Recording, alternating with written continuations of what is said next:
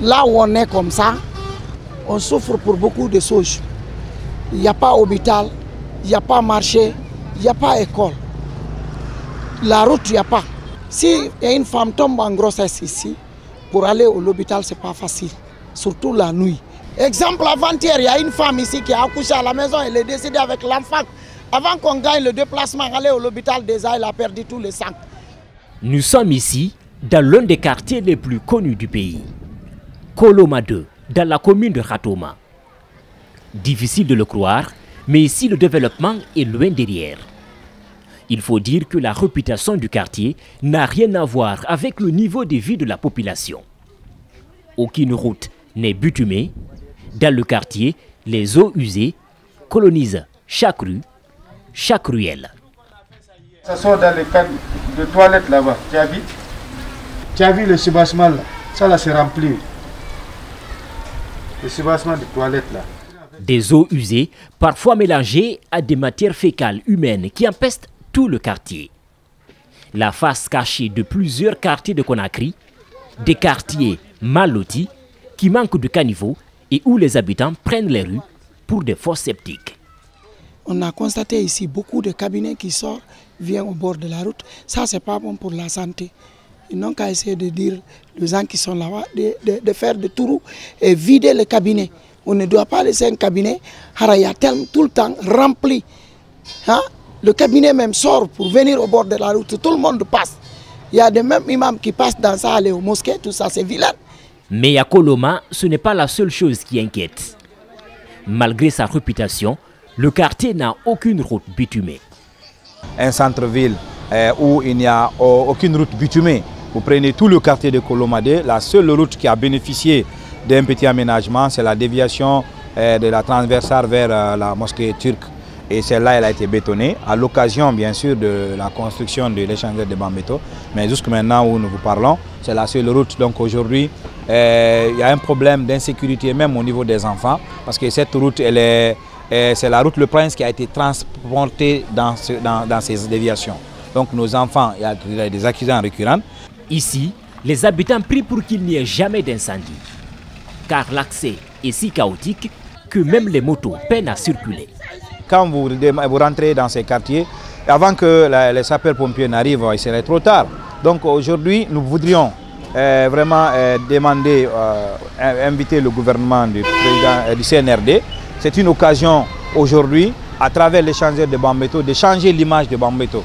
Changer l'image, bitumer ces rues qui posent d'énormes difficultés, surtout aux femmes enceintes. Quand elles doivent se rendre à l'hôpital, elles n'ont d'autre choix que de marcher. Emprunter dans le quartier une moto ou un véhicule est un véritable danger. Exemple, avant-hier, il y a une femme ici qui a accouché à la maison, elle est décédée avec l'enfant. Avant qu'on gagne le déplacement, aller à l'hôpital, déjà, elle a perdu tout le sang. Avoir des difficultés à se rendre à l'hôpital en pleine capitale. La Guinée, terre de tous les paradoxes, n'a pas fini de surprendre. À Koloma 2, il n'y a qu'une seule école primaire. Pour l'instant, le directeur fait de son mieux pour trouver de la place aux élèves sans difficulté.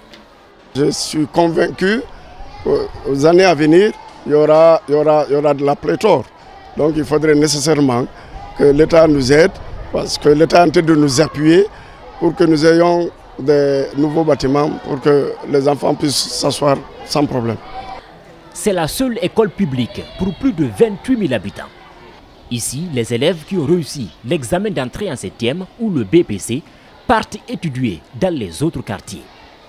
Nous avons ce souci parce que bon nombre de gens qui ont étudié ici, qui ont fait le collège et le lycée, le font entre Kipé, le collège et le lycée Kipé, et actuellement le collège et le lycée Kaporo, et le collège Ratoma et le collège Mamadou Tamadou qui se trouvent sur la littorale.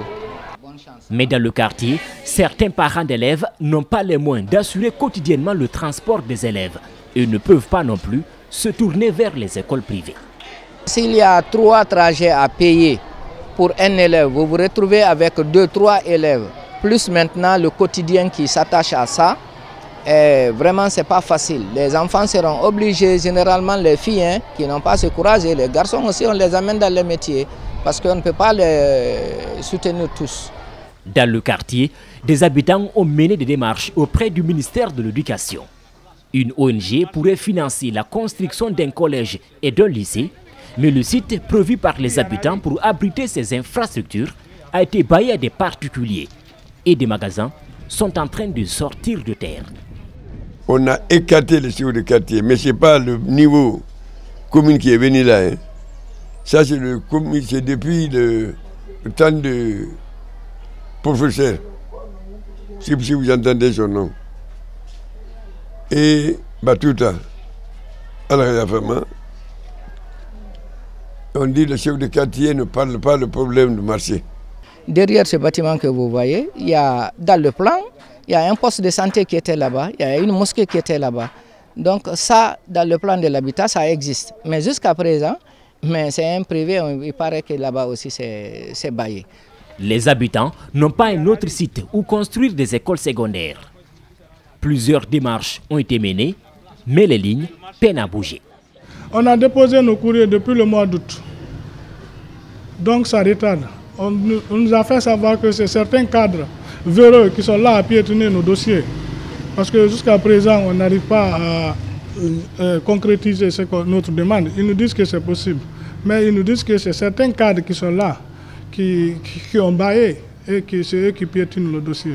Ceux qui ont baillé, ce qui était le radar et le terrain de foot de Koloma, estiment qu'une école ne peut pas être construite à proximité des marchés. Les habitants, peu convaincus de cet argument, gardent l'espoir que le président de la République viendra en aide.